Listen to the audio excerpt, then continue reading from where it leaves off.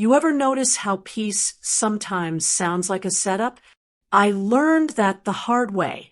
My name is Pamela Anderson, and if you stay with me for the next few minutes, you'll understand how a quiet dinner turned into the last conversation my husband ever had with me. It was a Friday evening, the kind that hums with calm, the kind where you almost feel guilty for being happy. The dining room glowed with that soft amber light Timothy loved. Jazz played low, a saxophone drifting through our house like smoke. We were celebrating. He'd just secured an $8 million logistics contract, the final piece of the $25 million fortune he built from nothing. He'd always said this deal would be his last mountain, and that night it felt like we'd reached the top. We laughed through dinner, teasing each other about everything from his terrible dance moves to my habit of double-checking the oven even when it's off. For once, there were no board calls, no balance sheets, just us.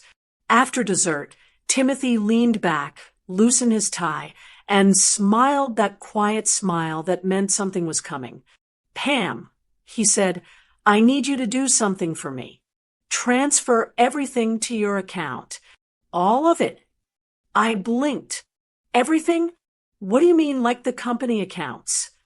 "All of it," he repeated softly. "The houses, the investments, every cent, just to be safe." The way he said it, calm, almost rehearsed, made the air tilt a little.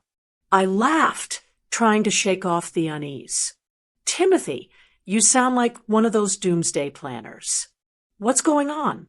He reached across the table, fingers brushing mine.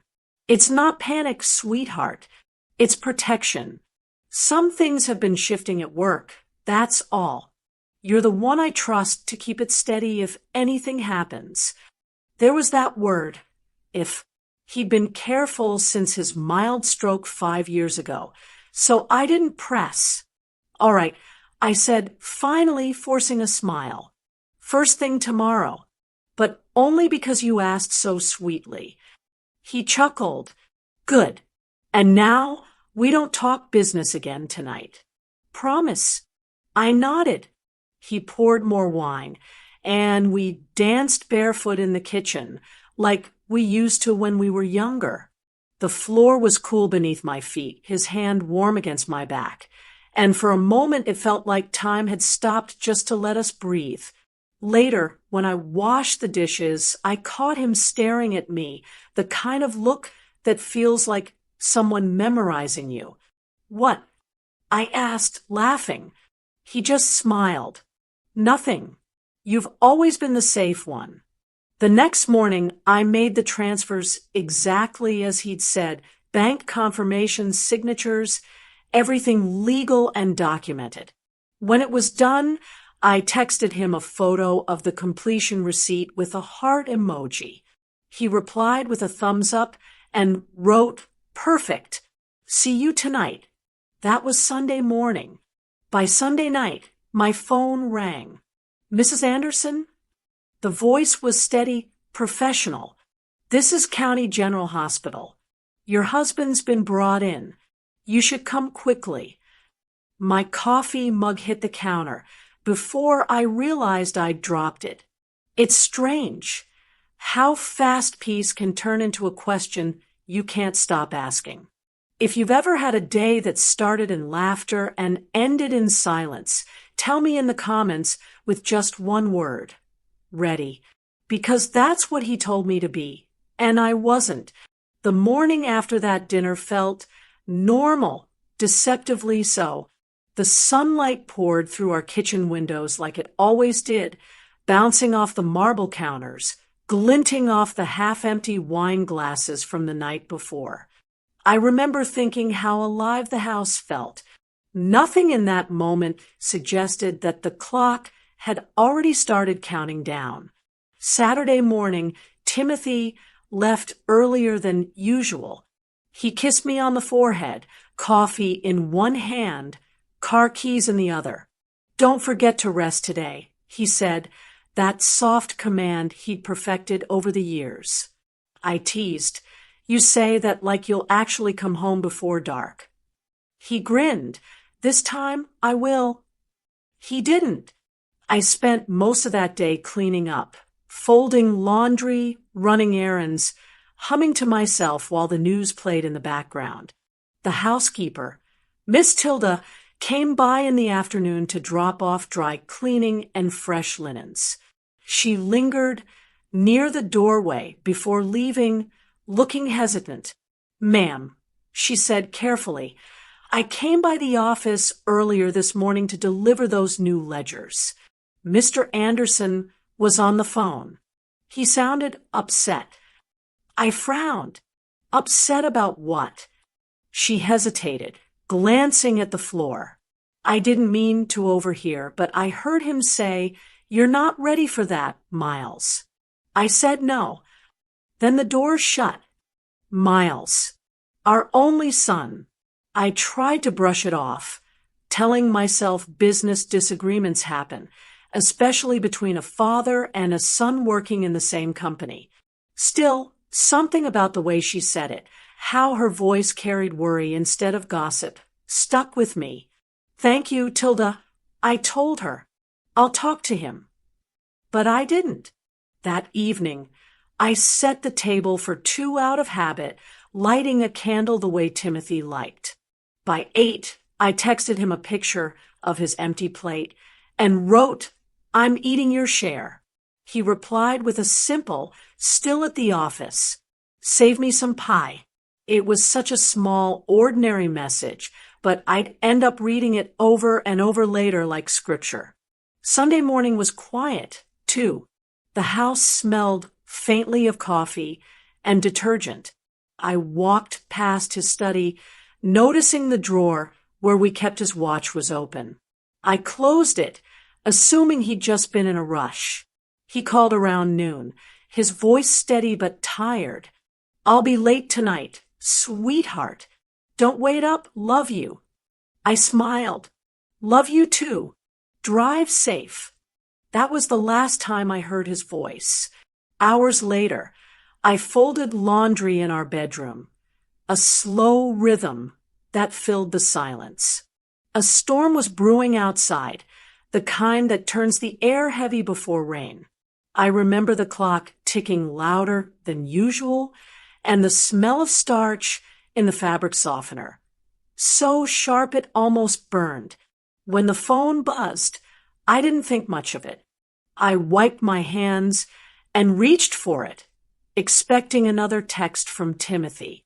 But it wasn't him. "Mrs. Anderson?" The voice was calm, but formal. "This is County General Hospital. Your husband's been brought in. You should come right away." The words didn't land at first. I stood frozen, holding the phone like I hadn't heard it correctly. "Brought in? What do you mean brought in?" The voice softened. He collapsed in his office. "Paramedics are working on him now." Something inside me sank deep like a floor giving way. I don't remember hanging up. I just remember keys in my hand. The front door swinging open, rain hitting my face before I'd even realized it was pouring. The drive blurred into lights and horns and prayers I couldn't remember forming. The only clear thought I had was that he'd told me not to wait up, so I hadn't. And now I'd give anything to have waited. When I reached the hospital doors, I didn't feel fear yet, just urgency, the kind of blind, cold focus that comes before the pain understands what it's supposed to do. I told myself it was exhaustion, dehydration, something simple, fixable. But somewhere under all that denial, a single thought began to whisper. It's been 48 hours since that dinner. And suddenly, safe didn't feel safe anymore. By the time I reached County General, the rain had turned to sheets. I don't remember the drive, just the sound of sirens somewhere ahead, and the feeling that the world had started closing in. The smell of disinfectant hit me before the sound of footsteps did. Hospitals always carry that strange silence. Half grief, half efficiency. The kind of quiet that makes you afraid to breathe, too loud. I remember clutching my purse to my chest as I rushed through those glass doors, rain still dripping from my hair. I didn't know what I was walking into. I just knew I had to get to him. At the reception, a nurse with kind eyes looked up. "Mrs. Anderson?" "Yes," I managed to say, barely above a whisper. She nodded gently. "Follow me, please." My shoes squeaked against the linoleum as we walked. The hallway lights were too bright, the air too cold.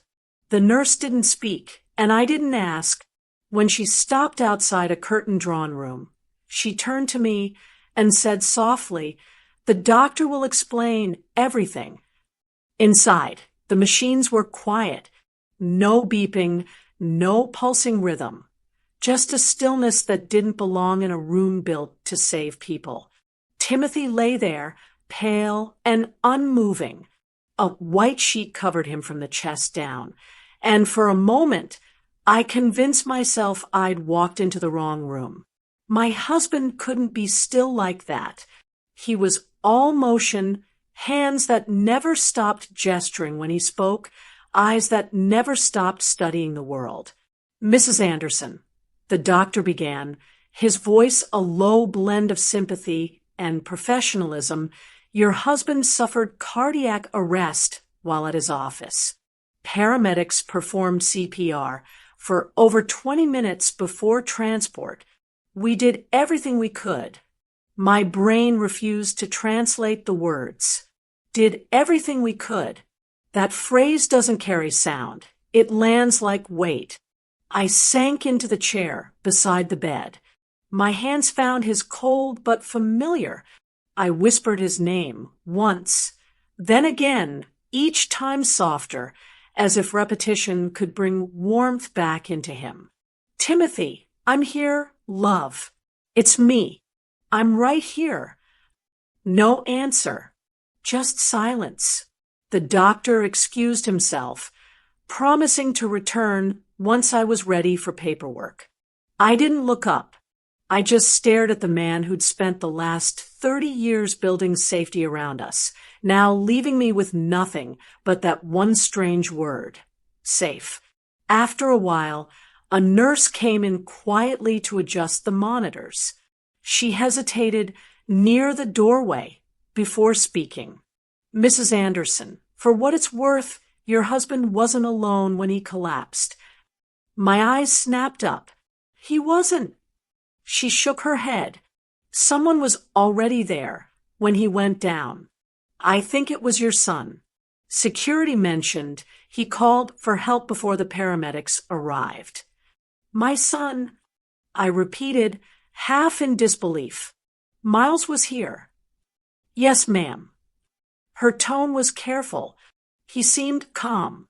Said he'd stay behind to give a statement to administration. Calm. That word didn't fit. Miles had always been emotional, especially about his father. I felt a flicker of confusion, but it was smothered quickly by the tidal wave of grief. I sat there another minute, tracing the lines of Timothy's hand with my thumb, memorizing the way his wedding band glinted under the fluorescent light. The ring had never left his finger, not once. The sound of the elevator opening at the end of the corridor barely registered at first. I only noticed when the nurse straightened slightly and murmured, "Family?" I turned. Miles was standing there, tall and composed, with Tanya beside him. For a second, I almost broke. Seeing my son felt like a lifeline in a sea of chaos. I stood automatically, arms open, tears blurring my vision. "Oh, Miles!" But he didn't move toward me. "Mom," he said evenly, his tone flat, rehearsed. "We need to talk about Dad's accounts. Our lawyer's here to make sure everything's handled correctly." I froze, my arms still halfway outstretched. It took me a moment to realize what he'd just said. I blinked at him, expecting him to correct himself, to say something human, something grieving. But his expression didn't change. Tanya's eyes flickered briefly toward the bed, then back to him. Behind them, a man in a navy suit stepped off the elevator holding a leather briefcase. He didn't speak, just nodded politely. My throat went dry. Miles, what are you talking about? He cleared his throat, emotionless. It's just procedure, Mom. We need to ensure the estate's protected. The world tilted slightly, like the air itself had shifted temperature. I could still hear the monitors clicking softly behind me, the smell of antiseptic thick in the room, the echo of the doctor's voice saying we did everything we could. Now, my son was here talking about accounts. For the first time since the phone call, I stopped crying because grief had been replaced by something colder, confusion. I lowered my arms slowly, staring at the people who were supposed to be my comfort. And in that sterile, humming silence, I realized I didn't know what this moment was anymore. Grief makes the world feel muffled, like sound travels through water. I remember standing in that hospital hallway, the overhead lights humming, the scent of antiseptic so thick it felt like it was pressing against my skin. Miles and Tanya stood in front of me, their clothes still crisp, their eyes too dry. Behind them was the man with the briefcase, the one Miles had called our lawyer. He must have followed them straight from the elevator, his expression already set, his presence too polished for a hospital corridor. He stepped forward first, voice low and respectful.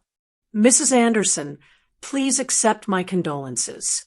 This is an unimaginable loss. I nodded, words stuck somewhere between my heart and throat. I expected him to step back, to give me space, but he didn't. Instead, he opened that leather briefcase with a soft click and pulled out a file. If I could just have a moment of your time, he continued gently, we'll need some documentation regarding your husband's recent financial transfers. It'll help us make sure everything transitions smoothly through probate. I blinked. What? He smiled faintly, like he'd rehearsed this 100 times. Just to clarify, we're referring to the wire transfers executed within the past 72 hours. The accounts moved solely into your name. His words landed like stones. I felt the color drain from my face. You're here for that? Now, Miles stepped in, his tone clipped. Mom, please. We just want to make sure everything's handled the right way. The right way? I repeated. My voice cracked halfway through. Your father's gone, Miles. I'm barely standing upright. And It's not like that. Tanya interrupted softly, touching my arm. Her hand was warm, but her eyes were ice. We just need to protect what Dad built. You know how many people could take advantage of this situation right now? I stared at her. Who exactly is taking advantage? Tanya. She didn't flinch. That's why we have legal counsel. The lawyer cleared his throat politely, as if this were a meeting and not a moment soaked in grief. Mrs. Anderson, this isn't an accusation. We simply need verification of the transfers your husband requested. It's all standard procedure to prevent any complications with estate division. I couldn't even process half of what he was saying. My body was in the hospital, but my mind was still sitting at our dining table 2 nights ago, hearing Timothy's voice whisper, just to be safe. My lips parted, but no words came out.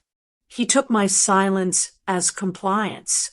If you have access to any signed instructions or digital confirmations, He continued, "Please provide copies to our office within 24 hours. I can give you a contact card." That's when I found my voice. "My husband hasn't been dead an hour, and you're already counting his money." The lawyer froze, just briefly, but his face recovered faster than his conscience. "Mrs. Anderson, I assure you this is purely administrative. I'm here out of respect." Miles exhaled, impatient. "Mom, it's not about money. It's about control. Dad would have wanted transparency." I looked at him, really looked at him. His posture was too rigid, his tone too prepared. "You spoke to him today?" I asked. He blinked, startled. "What?" "The nurse said you were here when he collapsed. Were you with him?" A flicker, just one, in his eyes. "I was nearby. That's not the point." I didn't push further. Not then. The air in that hallway already felt wrong, like something vital had shifted, and I was the last to catch it. The lawyer, still performing civility, gently closed his briefcase. "We can follow up later this evening if you prefer, Mrs. Anderson. In the meantime, please take this." He slid a slim folder across the counter toward me. The hospital lights reflected off the top sheet in a dull shimmer. In bold black letters across the front, it read, "Temporary Injunction Petition." For a second, I didn't even breathe. The sounds around me dulled, the nurse's chatter, the squeak of shoes, the hum of machinery. All I could hear was my own heartbeat, loud and uneven, pulsing against my ribs. I looked from the folder to my son. "What is this?" Miles shifted, glancing at Tanya. She didn't meet my eyes. "Just paperwork," he said quietly. "You'll understand later." He turned away before I could answer, as if grief had a schedule, and I was wasting his time. That's when I realized something that would haunt me for weeks.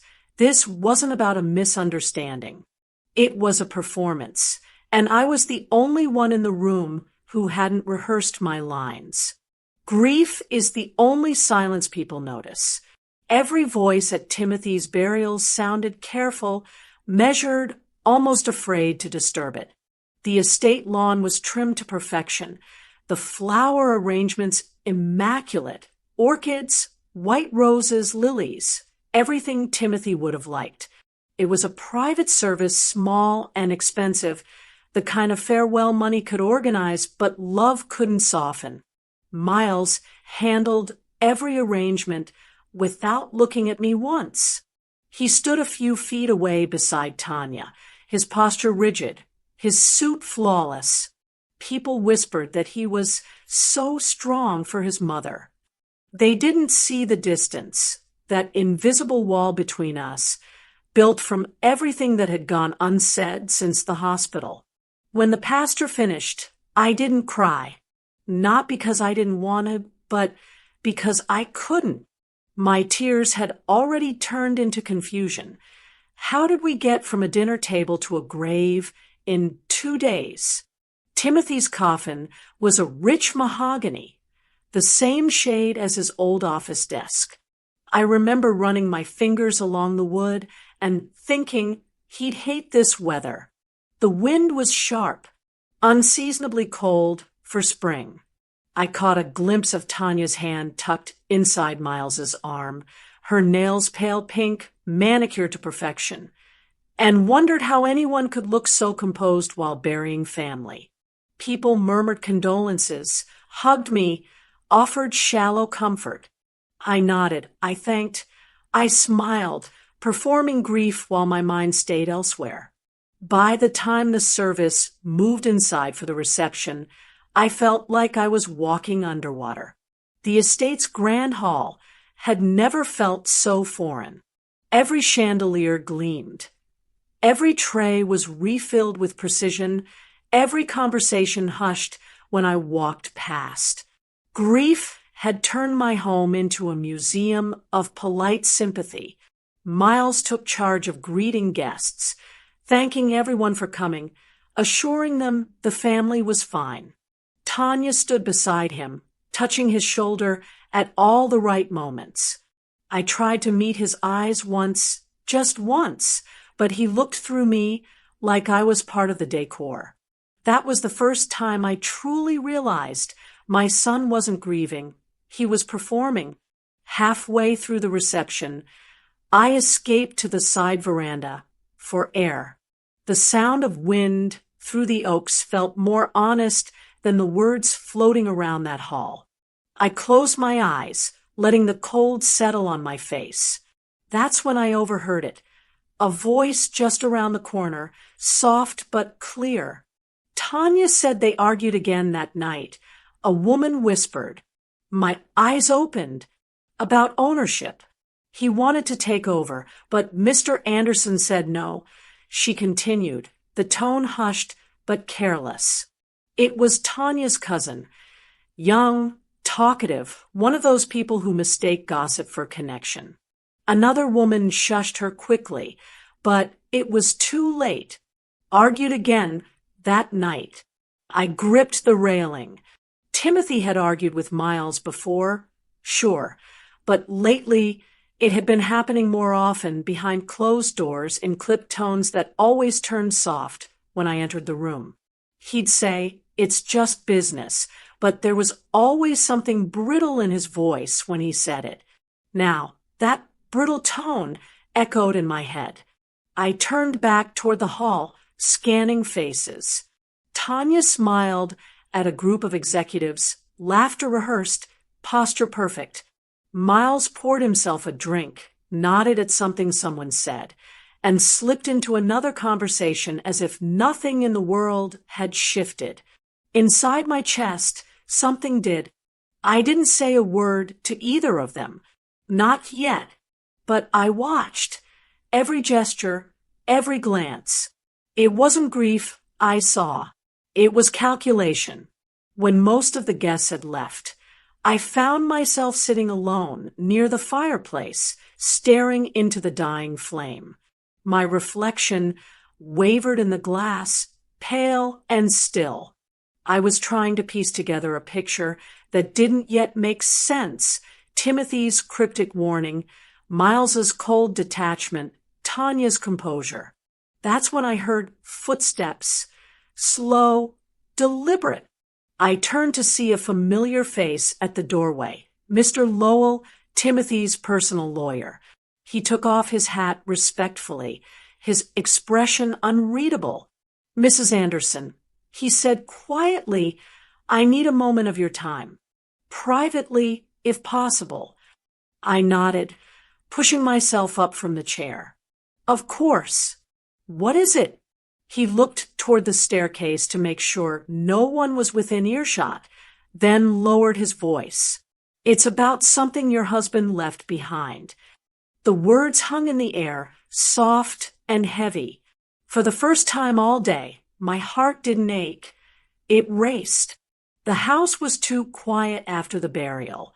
I'd always loved silence, but this one was wrong, too thick, too alert, like it was waiting for me to hear something I didn't want to. Every tick of the grandfather clock sounded louder, and the smell of flowers from the parlor had already turned heavy, sweet to the point of nausea. When the doorbell rang that Monday morning, I almost ignored it. I thought it was another neighbor bringing casseroles or sympathy cards I couldn't read. But when I opened the door, it wasn't a neighbor. It was Mr. Lowell, Timothy's personal lawyer. The same man who'd handled every contract, every trust, every careful step of our life together. He looked smaller than I remembered, black coat damp from the rain, hat tucked respectfully under his arm. Mrs. Anderson, he said softly, I'm sorry to intrude. May I come in? I led him into Timothy's study. The room still smelled like him, cedar, leather, and faint traces of the cologne he wore to every meeting. His reading glasses sat on the desk where he'd left them Friday night. I hadn't had the heart to move them. Mr. Lowell set his briefcase down gently, taking a long breath before speaking. Your husband trusted me with many things, Mrs. Anderson, but he trusted you most. That's why he asked me to come today. I frowned, sitting across from him. To come for what? He hesitated, choosing his words carefully. There were discrepancies in the company's internal accounts, significant ones. Timothy suspected that funds were being redirected from the primary logistics division into smaller shell vendors. Quietly, systematically. I blinked. Redirected by whom? His eyes met mine, cautious but firm. He believed your son might be involved. For a moment, the words didn't connect. I heard them, but they didn't land. I just stared at him, waiting for a correction, for him to say someone else, for this to be a misunderstanding. Mr. Lowell, I whispered, Miles may have made mistakes, but he wouldn't steal from his own father. He sighed. Timothy wasn't certain either. He hoped he was wrong, but he found forged authorizations under Miles's executive code and unusual transfers disguised as consulting fees. That's why he took precautionary measures. The transfer, I said slowly, to my account. He nodded. Exactly. It wasn't random. It was protection. He wanted the fortune secured in your name, so it couldn't vanish if the investigation reached the board. I felt my pulse in my throat. The memory of that dinner hit me all over again. The way Timothy's voice had softened, the weight in his eyes when he'd said, just to be safe. Mr. Lowell opened his briefcase and took out a long, sealed envelope, yellowed slightly at the edges. He left this for you, he said.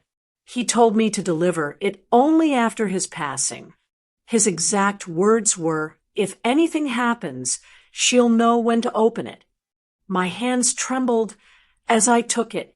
The flap was still intact, Timothy's handwriting scrawled across the front. For Pamela.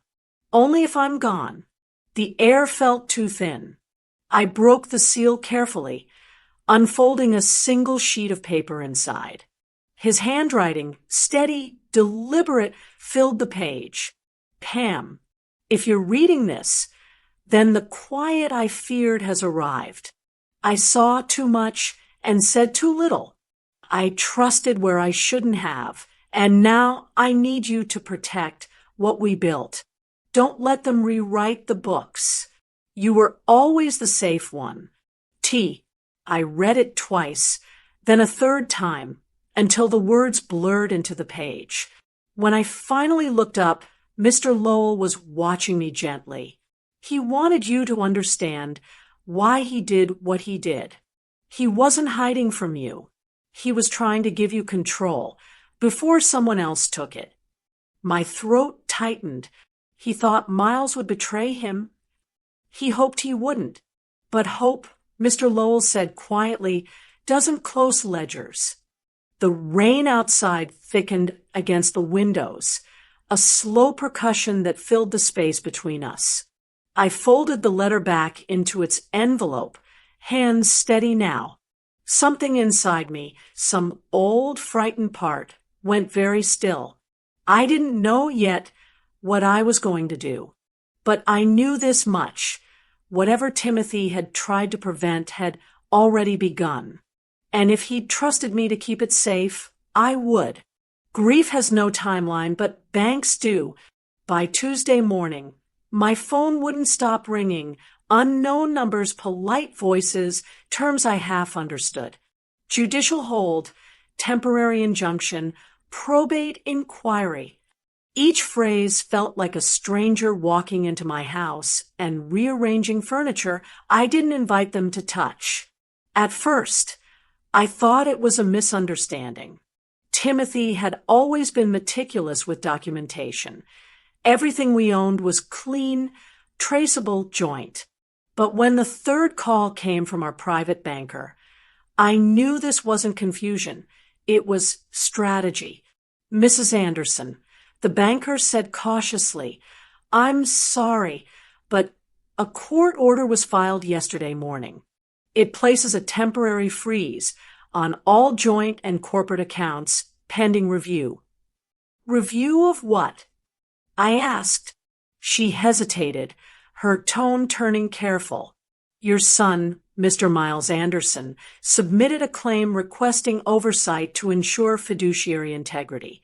Until the matter's clarified, we can't authorize withdrawals, transfers, or access beyond minimal personal expenses." My hand went cold around the phone. "He filed this?" "My son." "Yes, ma'am."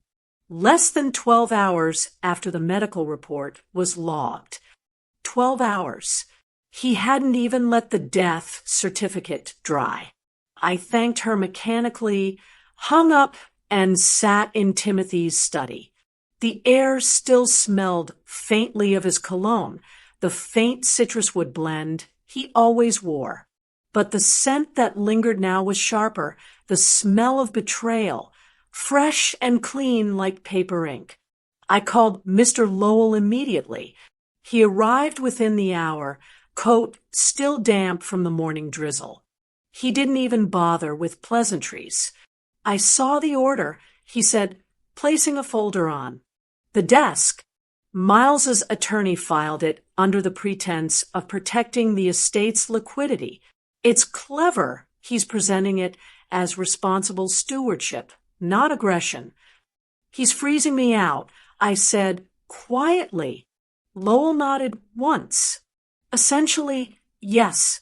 The accounts are frozen until we prove those transfers Timothy ordered were legitimate and voluntary." I looked at him. "We can do that, can't we?" Everything was signed, time-stamped, authenticated.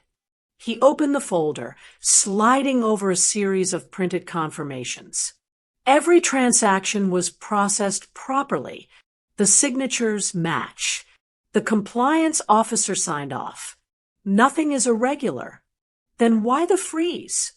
He leaned back slightly. "Because legality isn't the only weapon, Mrs. Anderson. Optics are. Your son's attorney understands that suspicion is often louder than truth." I rubbed my temples, exhaustion pressing behind my eyes. "So he's planting doubt." "Yes," Lowell said simply. "And until that doubt is resolved, everything you and Timothy built remains in limbo." I stared at the papers spread before me, numbers and signatures, all neatly aligned, proof of Timothy's last decision. They should have felt like security, but instead they looked like fragments of a language I didn't speak anymore. Lowell's voice softened. "I've ordered certified records of every transaction Timothy made in the last week. I'll have them couriered from the bank directly. Once we establish the timeline, we can challenge the injunction." I nodded, though my mind was somewhere else, back at that dinner table, the sound of Timothy's voice when he said, just to be safe, he must have known something. He always did. "Lowell," I said after a long silence, "how long before this is over?" He sighed. "These things don't move quickly. Miles has already positioned himself as executor in waiting. The court will treat this delicately. He's family." I looked at the fireplace, the ashes still faint from the night before. So was Timothy. Lowell's expression hardened. "I'll handle the paperwork. But Pamela," he paused, weighing his words, "the question we need to answer isn't just whether your husband signed those transfers. It's why he felt he needed to." His tone was different now, measured, investigative. "Why?" I echoed. He leaned forward, his voice low. "To understand what's happening, we have to know what happened that night. Everything. Who was in that office? Who made the last call? Who left first?" Outside, rain began tapping softly against the windows, steady and unrelenting. I stared at the documents on the desk. Evidence of a man trying to protect something he knew was already under threat. I didn't know it yet, but that single question, what happened that night, would be the one that changed everything. The company's headquarters sat on the edge of downtown, 8 floors of glass and quiet ambition. I hadn't been there since the funeral, but as the elevator carried me up, I realized how much this building still smelled like Timothy. Coffee, printer ink, a faint trace of cedar polish. It was strange how the scent of a place could outlive the man who built it. Mr. Lowell had arranged for access to Timothy's office, citing personal property retrieval. The staff kept their distance, polite but uneasy. Everyone avoided eye contact, as though grief were contagious. When the elevator doors opened on the executive floor, I was met with that same heavy silence, the kind that doesn't feel respectful, just afraid. Timothy's office sat at the end of the corridor, its door closed, blinds half drawn. I hesitated before touching the handle. The plaque on the door still read Timothy W. Anderson, founder and CEO.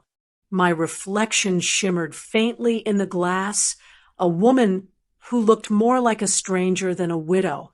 Inside, everything was just as he'd left it, the papers neatly stacked, his pen resting beside a half-empty glass of water. His chair was turned slightly away from the desk, facing the city. The light from the window cut across the carpet like a blade, illuminating the faint outline of where paramedics must have knelt. The custodian, an older man with kind eyes, lingered in the doorway. His name tag read Raphael. He'd been with the company for years. Timothy always called him the heartbeat of the building. "Mrs. Anderson," he said softly, "I didn't expect to see you here." "I just needed to," I replied, my voice barely a whisper. "Were you here the night I couldn't finish the sentence. Raphael nodded slowly. "Yes, ma'am. I was on floor duty. Around 8:30, I was cleaning near the elevators when I heard voices. Loud ones. Mr. Anderson and Mr. Miles. They were arguing. I turned. You're sure it was my son?" He nodded again. He was shouting, said something like, "You're treating me like a child." Then I heard a crash, a glass breaking, maybe. A few minutes later, your husband's door opened. Mr. Miles came out fast, didn't say a word, just stormed past me toward the elevators. My stomach tightened, and my husband? Raphael's eyes dropped. I went in to check a few minutes later, but the door was closed again. I figured he needed space. I never imagined. His voice trailed off. I took a slow breath, scanning the desk. Everything looked untouched. No signs of chaos, just eerie order. Did anyone else come that night? I asked. He thought for a moment. Yes, Mrs. Tanya came by earlier, around 7:30, I think. She brought a small bag of takeout soup. Said she was dropping dinner for her father-in-law. Did she stay long? Not long. 10 minutes, maybe less. She left before Mr. Miles arrived. I felt the room tilt slightly. Are you certain about the times? He hesitated, then nodded. Positive. The cameras would show it. Mr. Lowell stepped forward. That's what we're here to confirm. Can you show us the access logs for that night? Raphael led us to the small security office down the hall. The room was cramped, the hum of monitors filling the air. He keyed in a request, and within seconds, a list of electronic entries appeared on screen.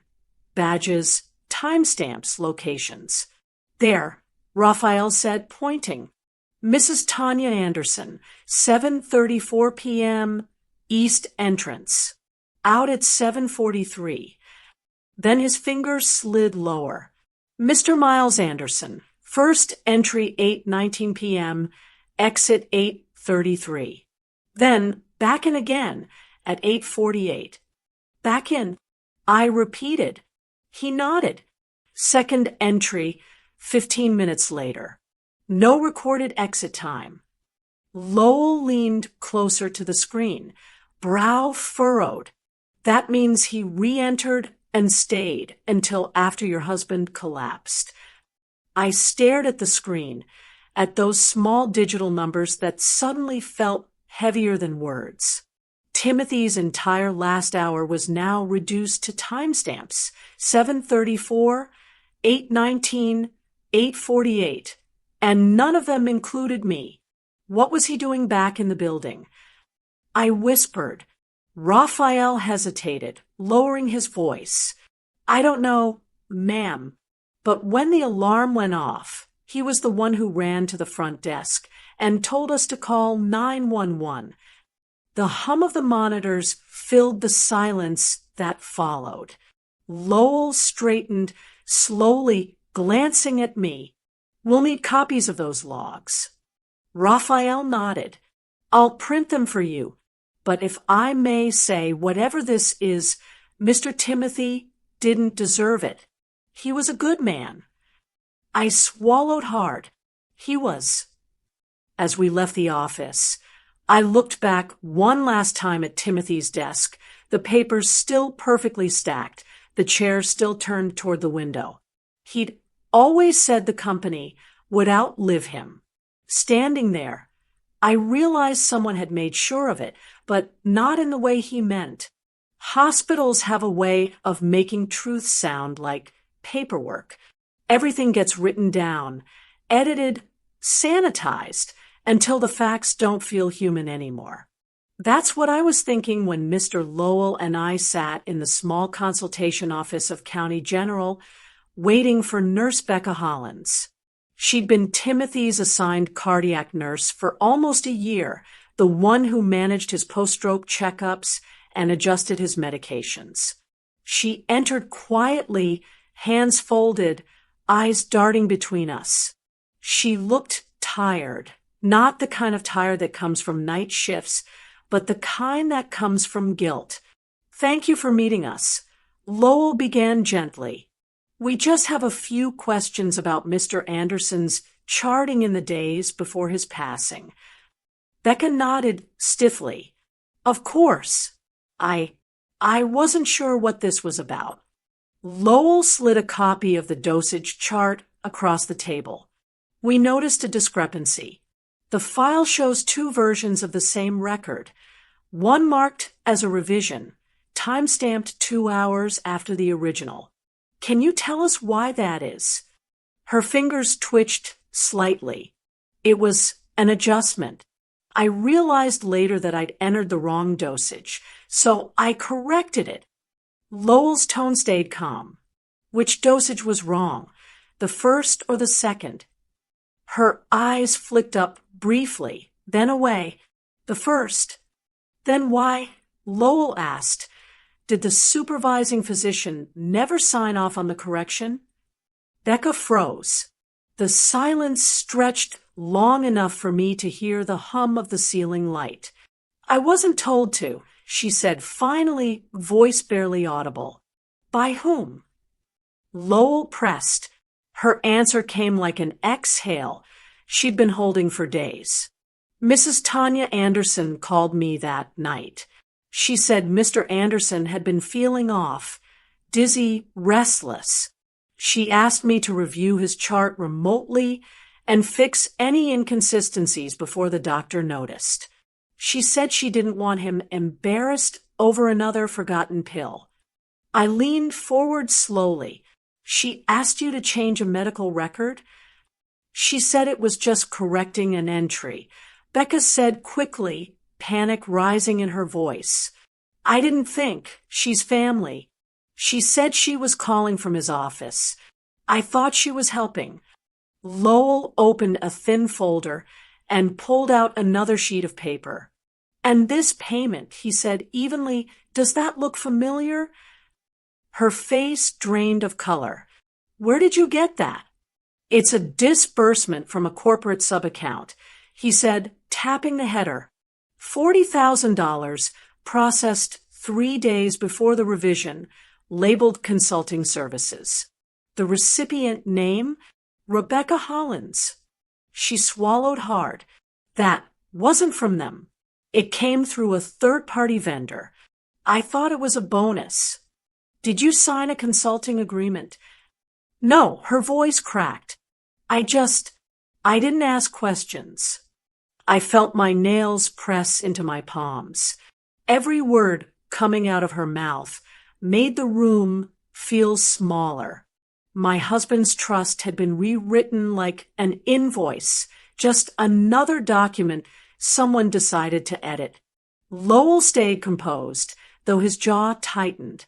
"Mrs. Hollins, do you understand the gravity of altering dosage notes on a patient who died 48 hours later?" Her eyes filled with tears. "I didn't know. She said it was harmless." Lowell gathered the papers neatly. "I believe you didn't understand at the time. But now you'll need to cooperate. I'll be filing an affidavit to reopen the case as undetermined cause of death. You'll likely be contacted for questioning." Becca looked at me, then, her face pale and trembling. "Mrs. Anderson, I'm sorry. I didn't mean to hurt anyone." For the first time, I felt no sympathy, just a deep, cold stillness. "You didn't just hurt someone," I said quietly. "You helped erase him." Lowell rose, tucking the file into his briefcase. "We'll handle the rest, Pamela." But the pieces are starting to align. The payment, the revision, the timing, all of it points to coordination. I stood slowly smoothing my coat, and coordination requires intent. He gave a small nod. "Yes, and intent changes everything." As we walked back through the sterile corridor, the lights above buzzed faintly, flickering just enough to make the shadows dance. I felt something shift in me. Not grief, not even anger. Something sharper. By the time we reached the lobby, Lowell's phone buzzed. He glanced at the screen, then at me. "I'll file for the death certificate to be reviewed," he said quietly. "By the end of the day, it will no longer say cardiac arrest. It will say undetermined." And just like that, the story of Timothy's death stopped being finished. It had been reopened. The day after the nurse's confession, I walked into Timothy's study alone. The curtains were half drawn, sunlight spilling through in long, uneven lines across the carpet. The room was exactly as it had been since the funeral, his pen still on the blotter, the photo of us in Tuscany still sitting beside the desk lamp, our smiles frozen in another lifetime. I wasn't sure what I was looking for. Maybe closure, maybe a trace of him I hadn't already buried. But something about the nurse's story kept replaying in my mind. Tanya's call, the word harmless, the $40,000 consulting payment. Timothy had been careful with everything he touched, especially his medicine. If someone tampered with it, there had to be a sign. I sat in his chair and let my eyes drift across the desk. His daily pill organizer sat open, half empty. Every bottle had its label facing outward. He was that kind of man. On the far left, near his drawer, I noticed something faint. A small scratch on the wood, barely visible unless the light caught it. I pulled the drawer open, empty, but when I felt along the inner panel, my fingers brushed against a ridge. There was a false bottom. My pulse quickened. I slid a letter opener under the edge and lifted gently. Beneath the panel lay a single item wrapped in tissue paper. I unfolded it carefully and froze. A small brown glass vial. The label read Naturise, Herbal Rest Formula, the kind of supplement Timothy would have dismissed as nonsense. I turned it over in my hand. The liquid inside caught the light, faintly amber. There was only a third of it left. Lowell arrived an hour later. When I showed him the vial, his brows drew together in a way I hadn't seen before. "Where did you find this?" "In his desk," I said quietly. "Hidden." It was labeled as a supplement, but he never used herbal anything. "You know that." He examined it under the lamp. No prescription barcode. No distributor address. "It looks homemade," I said. Lowell nodded slowly. And conveniently forgotten, I could hear the hum of the refrigerator in the kitchen down the hall, the kind of ordinary sound that feels intrusive when everything else has stopped making sense. What if this was what made him collapse? I asked. "That's not something we can guess," Lowell replied. "We'll confirm it." "I know someone," I said quickly. "An old college friend, Celia. She's a pharmacist over at Lakeview Labs. I can ask her to check what's inside, discreetly." Lowell looked at me, weighing it. "Do it today. Quietly. No one else needs to know yet." Celia agreed to meet within the hour. When I walked into her small office, she raised an eyebrow at the vial. "You sure you want me to test this? Looks more like a boutique blend than something regulated." "Just tell me what's in it," I said. She unscrewed the cap carefully, dipped a thin glass rod into the liquid, and placed a single drop on a strip of reagent paper.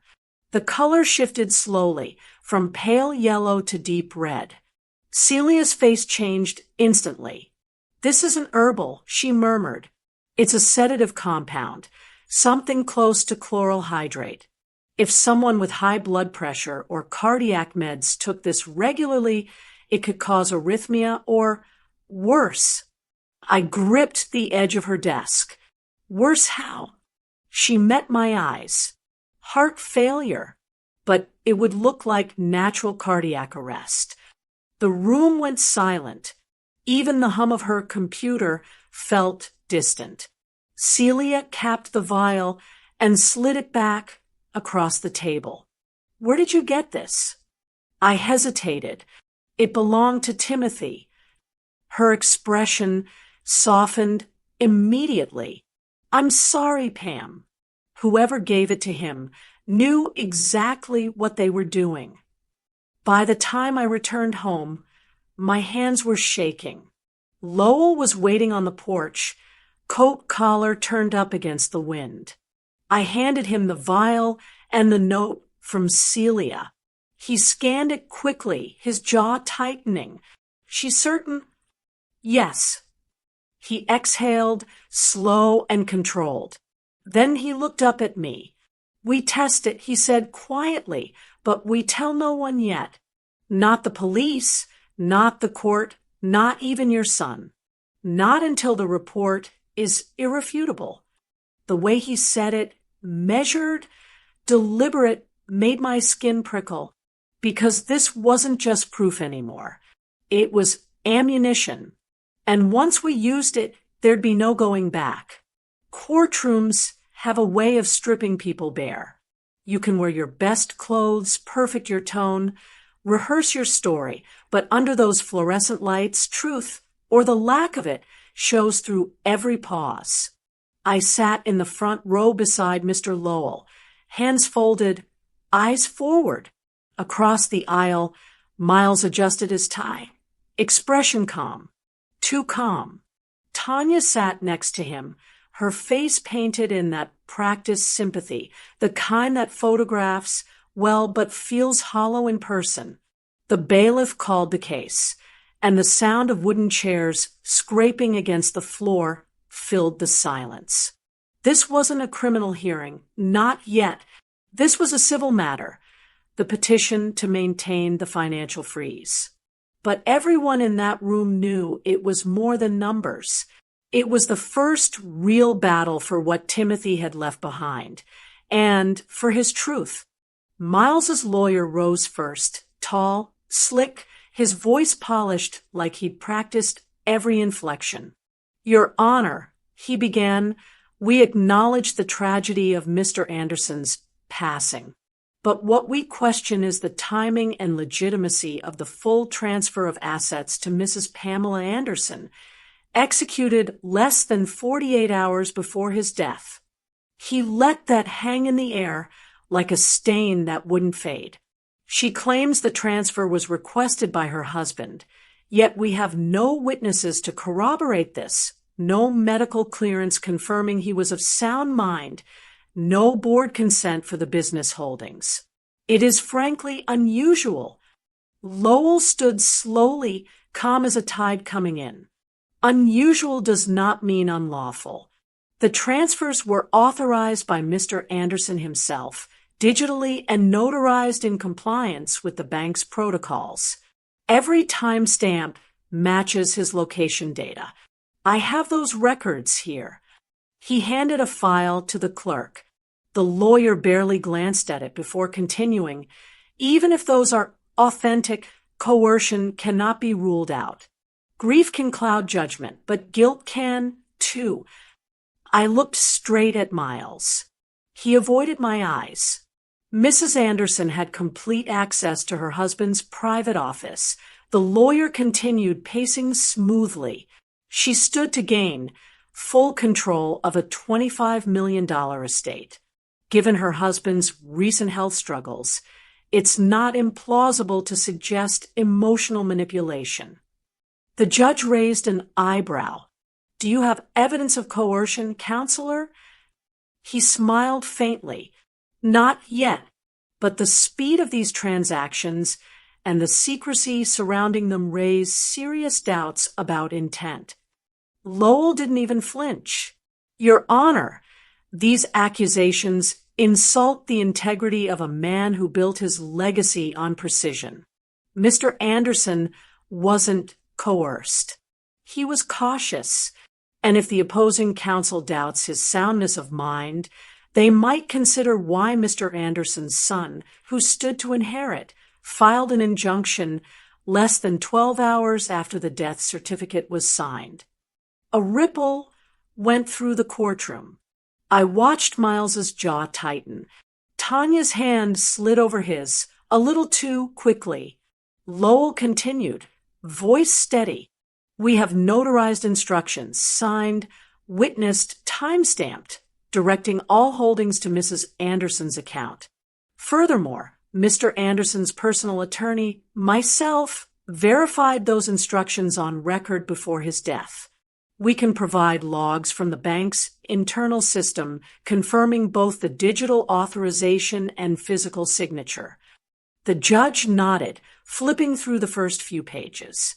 "That's compelling, counselor, but I'll reserve judgment until we review the documentation fully."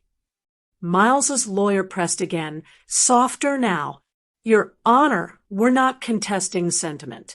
We're contesting control. The Anderson estate employs over 100 people. An unverified transfer jeopardizes livelihoods. We simply ask the court to preserve stability while we assess whether this transaction reflects Mr. Anderson's true intent." The judge leaned back. "You're asking for a freeze on the basis of possibility, not proof. That's not stability, that's speculation." Lowell didn't smile, but I saw the smallest flicker of satisfaction in his eyes. When it was my turn to speak, I rose slowly. "Your Honor," I said, voice calm but deliberate, "my husband's intent wasn't about control. It was about protection.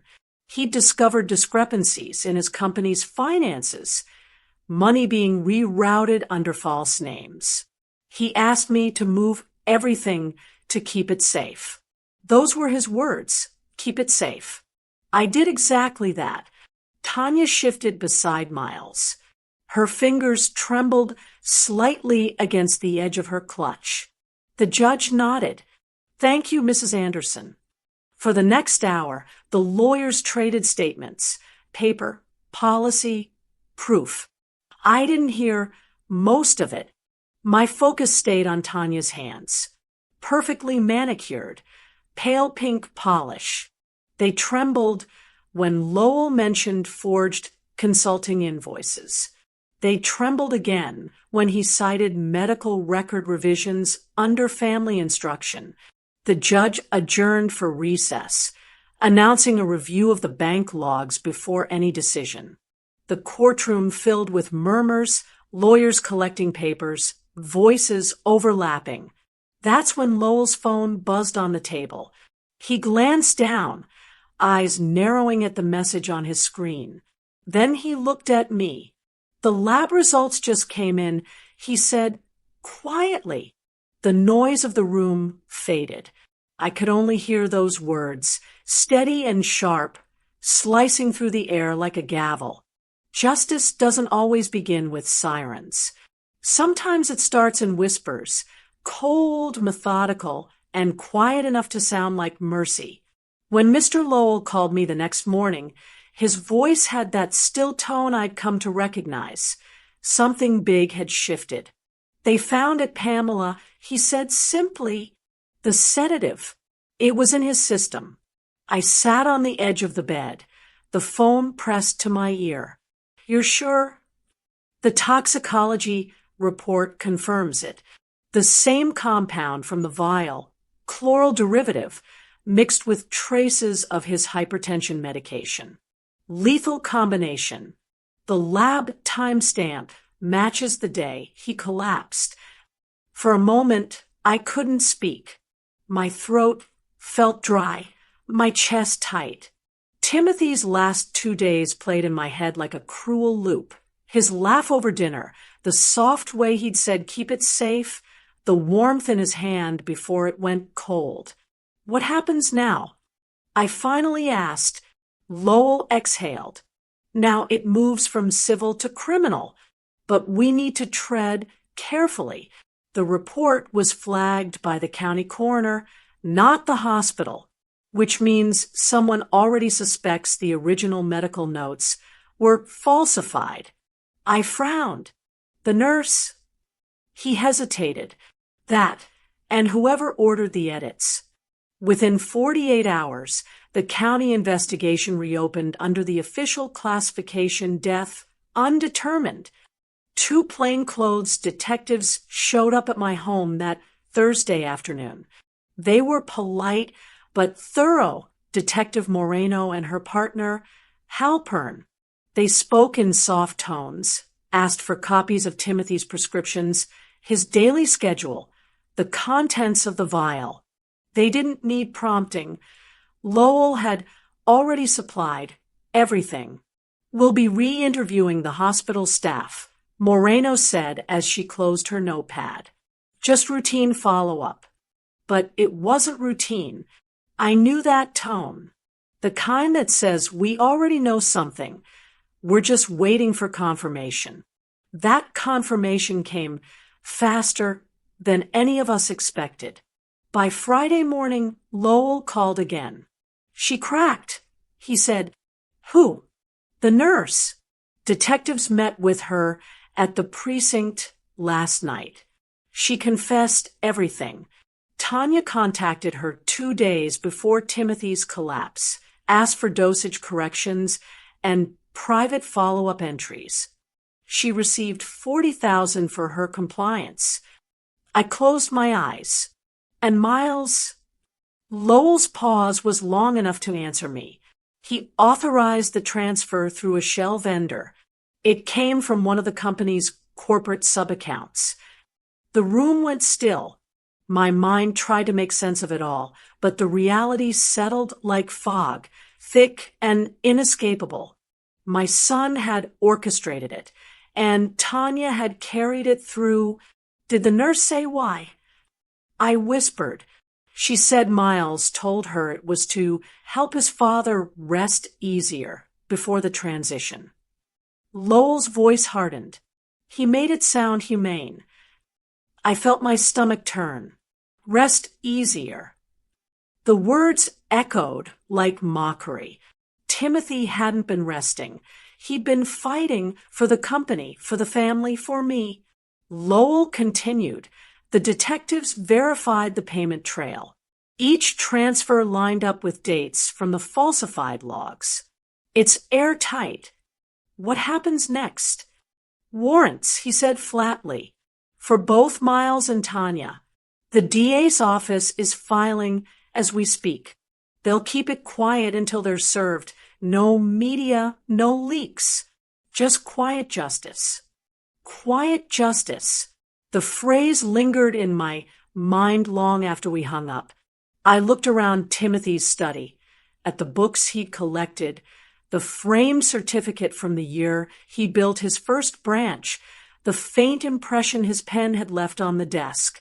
Everything he built had been out of faith, in people, in work, in family. And that faith had been poisoned from within. As evening fell, I sat by the window, the rain streaking down the glass, soft and relentless. Somewhere across town, detectives were likely reviewing footage, collecting signatures, finalizing what would come next. But in this house, all I could hear was the slow tick of the clock, the same clock that had ticked through our last dinner. When Lowell stopped by later to drop off copies of the toxicology report, he stood in the doorway for a long moment before speaking. You should prepare yourself, Pamela. Once they move, it'll happen fast. This kind of case, once the money trail is clear, it's done. I nodded, though my hands trembled. I'm ready. He glanced at the sealed folder on my coffee table. Keep that report safe. It's the line between doubt and truth. I looked down at the folder, the proof of everything they'd done, and felt a strange calm settle over me. The kind of calm that only comes when the storm is finally about to break. As Lowell turned to leave, his phone buzzed once. He glanced at the message, then looked back at me. That was Moreno, he said. The DA signed off. On what? He met my eyes. Arrest warrants. The rain outside didn't stop. It only got louder. Justice came quietly. No sirens, no flashing lights, just the sound of tires rolling over wet pavement outside my house. I'd spent that morning sitting in Timothy's old chair, a pen in my hand, signing deposition papers that made my stomach turn. Words like fraudulent transfers, involuntary manslaughter, evidence tampering. They didn't look real on paper, but they were the only language left for what had been done. By the time Mr. Lowell arrived, the detectives were already en route to execute the warrants. He didn't have to tell me.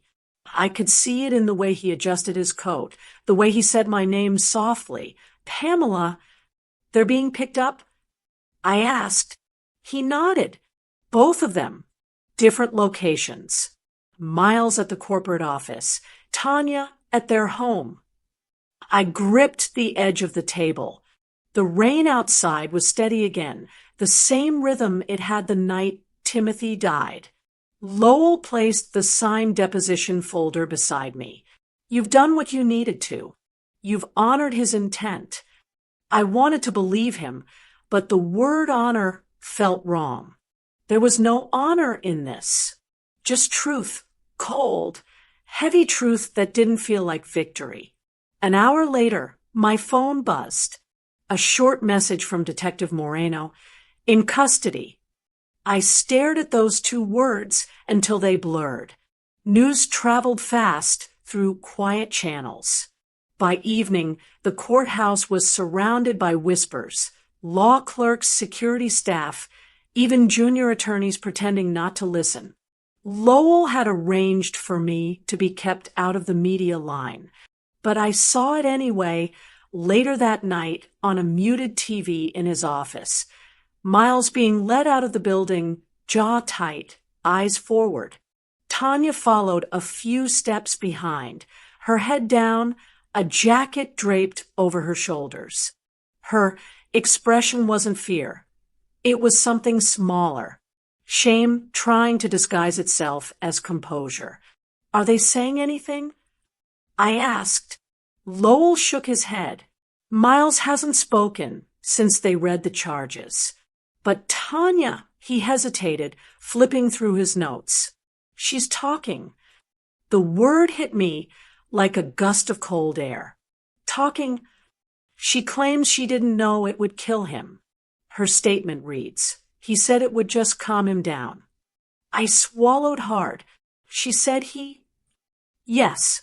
She's naming Miles as the one who obtained the compound and directed the nurse.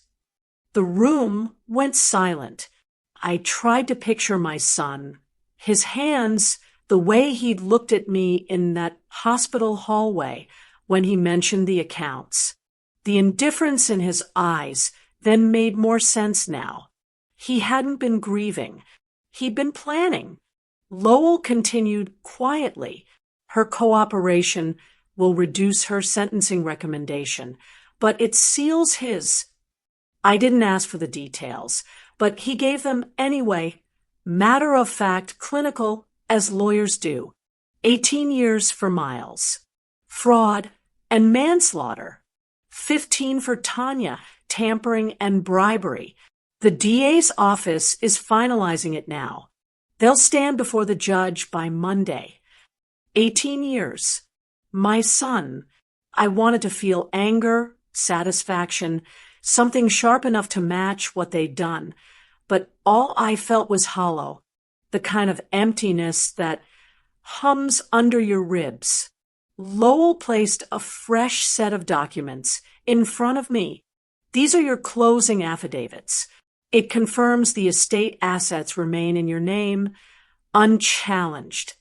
I signed each page slowly, my hands trembling just enough to blur my signature. When it was done, I leaned back, staring at the ink drying. He wanted protection. I murmured, not revenge. Lowell nodded gently. And protection is exactly what you've given him. You stopped them from rewriting his story. I looked toward the window. Outside, the rain had turned to mist, a faint veil over the city lights. Somewhere downtown, my son was sitting in a holding cell. I imagined him quiet, staring at the wall, realizing too late that all his father ever asked for was integrity. Lowell gathered the papers, closing his briefcase. I'll be in court Monday morning. You don't have to attend. I'll be there, I said softly. He deserves at least one parent who shows up. It wasn't forgiveness I carried into that courtroom. It was proof that love doesn't die just because people do. He didn't argue. He just nodded and left me with the sound of the clock ticking, steady, impartial, unfeeling. When I finally stood, the house felt different. Lighter, maybe, or just emptied of the lies that had lived in it for too long. Justice hadn't come loudly. It had come quietly, deliberately, like Timothy would have wanted it. But even quiet justice leaves an echo. The morning air carried that crisp stillness only spring after rain can bring, fresh but heavy with memory. The Anderson estate hadn't felt alive since Timothy's death, but that day it finally breathed again. The long mahogany table in the study gleamed beneath the chandelier. It had once been the stage for board meetings, family announcements, laughter over company milestones. Today it was for something quieter, closure. Only a few people were present. Mr. Lowell, the senior partners from the firm, and 3 longtime employees Timothy had trusted like family. No cameras, no press, no pretense. Just the truth laid bare in legal language. Lowell adjusted his glasses, his voice low but firm. This is the final reading of the amended trust clause executed 3 days before Mr. Anderson's passing. Per his directive, all assets transferred to Mrs. Pamela Anderson stand as legally binding and irrevocable. The court recognizes her as sole executor and beneficiary of the estate. The words fell heavy into the quiet. Papers rustled. Pens clicked. Even the sound of breathing seemed deliberate. I sat at the head of the table, the same seat Timothy had occupied for decades. The leather was cool against my back, grounding. I'd spent the last 2 weeks buried in restitution work, verifying accounts, auditing transfers, contacting every employee who'd stayed loyal through the chaos. The company wasn't just surviving, it was rebuilding. Lowell continued. Additionally, per your authorization, Mrs. Anderson, all remaining business accounts connected to the misappropriated consulting fund have been dissolved. The assets recovered total approximately $1.4 million. The firm will transfer those funds to the estate maintenance account this week. I nodded, quietly thankful that the damage hadn't swallowed more. And the employees? Lowell smiled faintly. All reinstated as of this morning. Salaries restored, back pay scheduled.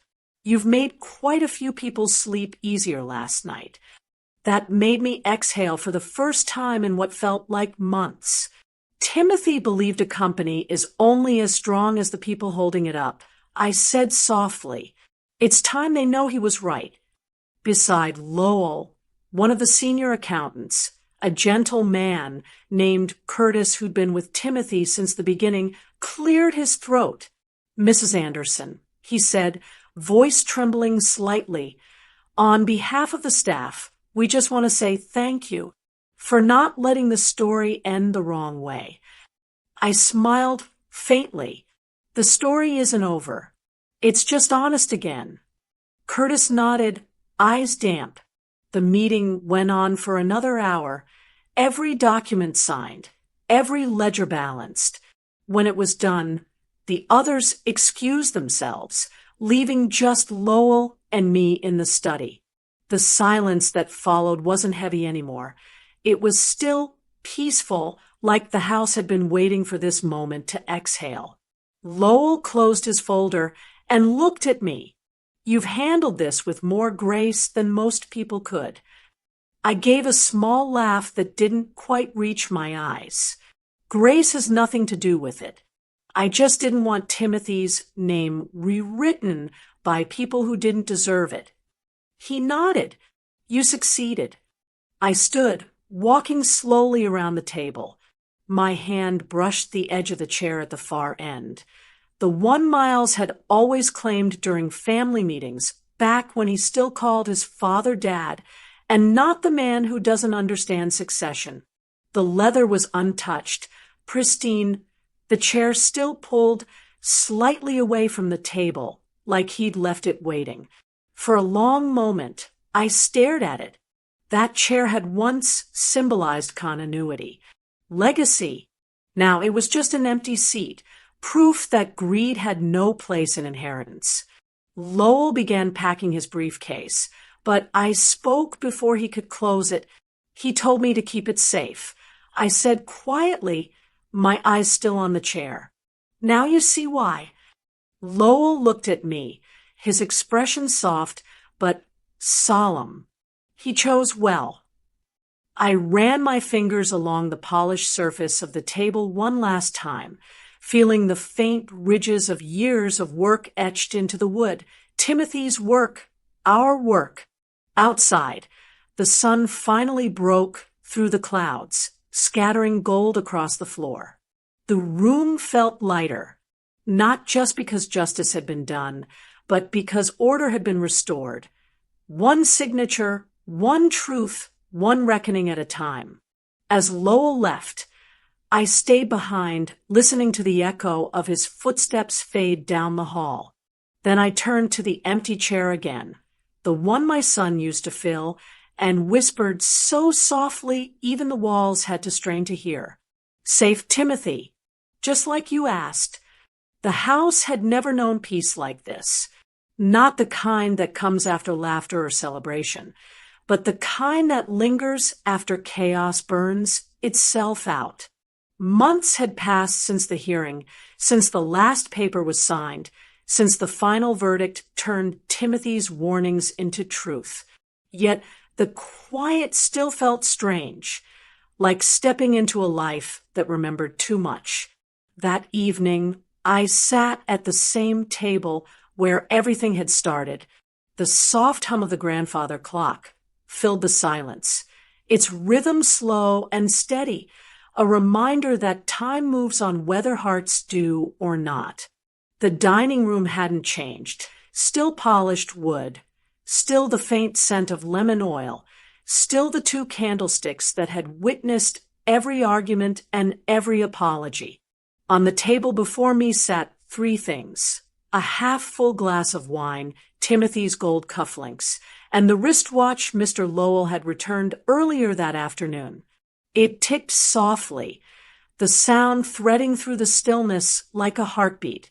Lowell had stopped by to drop off the final discharge papers, the kind that meant every case, every claim, every question was now officially closed. He'd stood in the doorway, coat draped over one arm, his tone gentle, as always. "It's done, Pamela," he said. "Everything tied, everything cleared. The estate stands untouched. No more hearings." He'd placed the cufflinks on the table beside the papers, then smiled faintly. He wore them to every meeting, said they made him remember where he started. I'd smiled back. He earned that reminder. When he left, the house felt too big again, too quiet, but I didn't mind it this time. I'd learned that quiet wasn't emptiness. It was recovery. I traced a finger along the rim of my glass, the sound of faint hum against the ticking of the watch. My reflection in the wine surface looked older, calmer. The grief hadn't gone. It had just learned to sit beside me instead of across from me. I thought of Miles, not the man in handcuffs, not the son in headlines, but the boy who used to build Lego skyscrapers in this same room while Timothy pretended to negotiate mergers with him over juice boxes. I still saw that child sometimes, especially in dreams, before everything went wrong. They called me brave for standing through the storm, but I didn't feel brave. I felt necessary. Justice hadn't made me happy. It had made me steady. I stood and walked to the cabinet, pulling down one of Timothy's old tumblers. The glass caught the light the same way it had that night, the night he'd looked across this very table and said the words that changed everything. "Pam, I need you to transfer everything to your account, just to be safe." At the time, it sounded like paranoia. Now I knew it was prophecy. I poured a small splash of wine into the tumbler and set it across from me where he used to sit. The chair creaked slightly, like the memory of him shifting in it. "I did what you asked." I whispered. I kept it safe. Outside, the last of the evening light spilled through the windows, painting the room gold. Somewhere, a bird sang once and went silent again. I picked up the watch, the metal cool against my palm. The second hand moved in perfect rhythm, steady, unwavering. It was still keeping time, even when everything else had stopped.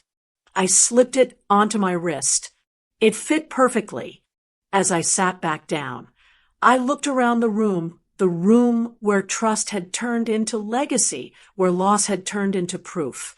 The air felt full again, not with ghosts, but with peace earned inch by inch.